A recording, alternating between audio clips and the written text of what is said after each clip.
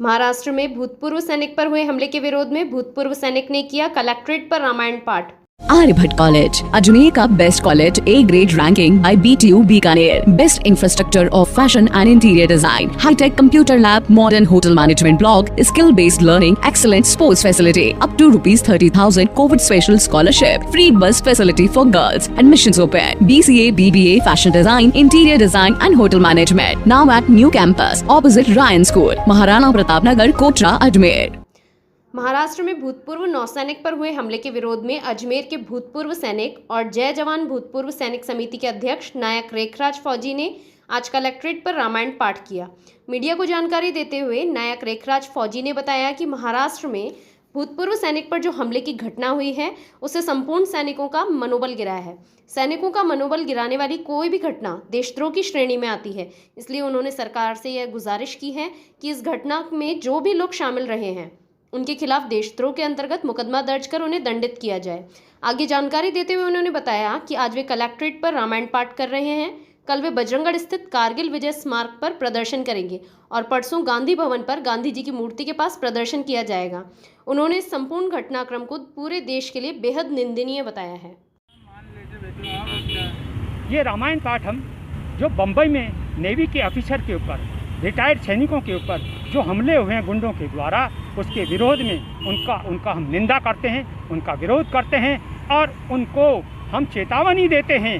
महाराष्ट्र सरकार को हम चेतावनी देते हैं कि अगर इन देशद्रोही गुंडों को आपने देशद्रोहिता के एक्ट में बंद नहीं किया तो 15 दिन के बाद में हम सैनिक कार्रवाई करेंगे, सैनिक कोर्ट बैठाएंगे। हमारे 20 लाख भूतपूर्व सैनिकों में बड़ा आक्रोश है, क्योंकि आज जब हमारी सेनाएं बॉर्डर के ऊपर चली गई हैं तो चाइना से टक्कर लेने के लिए, ऐसे वक्त में भूतपूर्व सैनिकों का जो मनोबल गिराने की, उनका अपमान करने की जो ये जुर्रत की है जिन गुंडों और बदमाशों ने, वो सीधे सीधे देशद्रोही की श्रेणी में आते हैं। उन देशद्रोहियों को महाराष्ट्र सरकार को अरेस्ट करना चाहिए, नहीं तो हम 15 दिन के बाद सीधी कार्रवाई करेंगे, फौजी कार्रवाई करेंगे। हमारी फौजी कार्रवाई आप जानते हैं।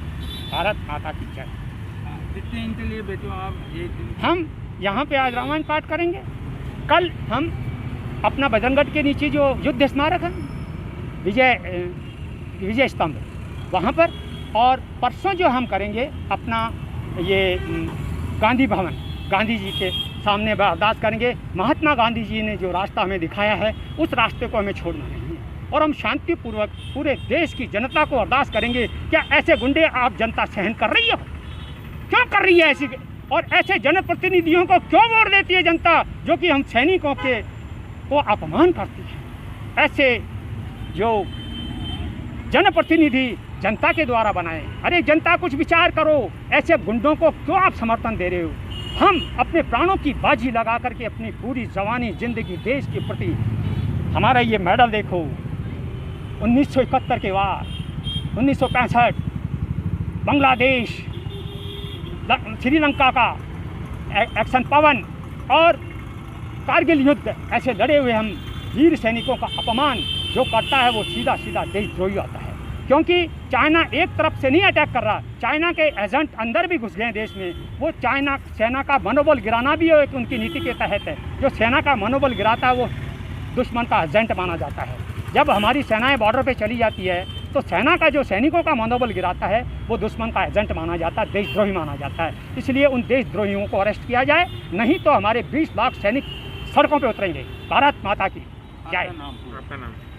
जय जवान भूतपूर्व सैनिक समिति का अध्यक्ष नायक रेखराज फौजी। जय हिंद।